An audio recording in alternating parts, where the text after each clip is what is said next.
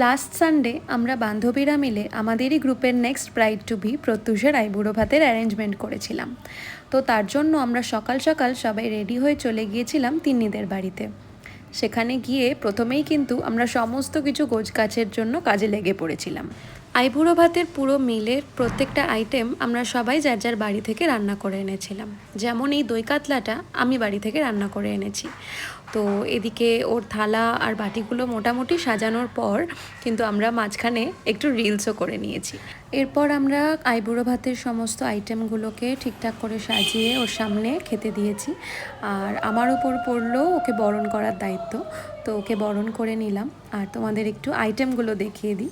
ছিল ভাত, 5 রকম ভাজা, গালোটি কাবাব, ভেজ ডাল, দই কাতলা, চিংড়ি মালাইকারি, চিকেন কষা, চাটনি, দই আর পাঁপড়। তো আর এই হলো আমাদের মিষ্টি ব্রাইড প্রত্যুষা। আর খাওয়া দাওয়ার পর আমরা একটু বারান্দায় বসে আড্ডা মারলাম, গল্প করলাম, ছবি তোলাতুলি হলো। আর এখানেই কিন্তু শেষ নয়, সন্ধেবেলায়ও ছিল আরও অনেক আড্ডা। সন্ধেবেলায় প্রত্যুষার তরফ থেকে আমাদের জন্য একটা ট্রিট ছিল। তো তার জন্য আমরা খুব সুন্দর একটা ক্যাফেতে গিয়েছিলাম।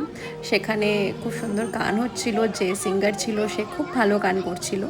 তো সেখানে গিয়ে আমরা একটু মজা করলাম, একটু টুকটাক খাওয়া দাওয়া করলাম। আর ব্যাস তারপর যে যার বাড়ি চলে আসলাম।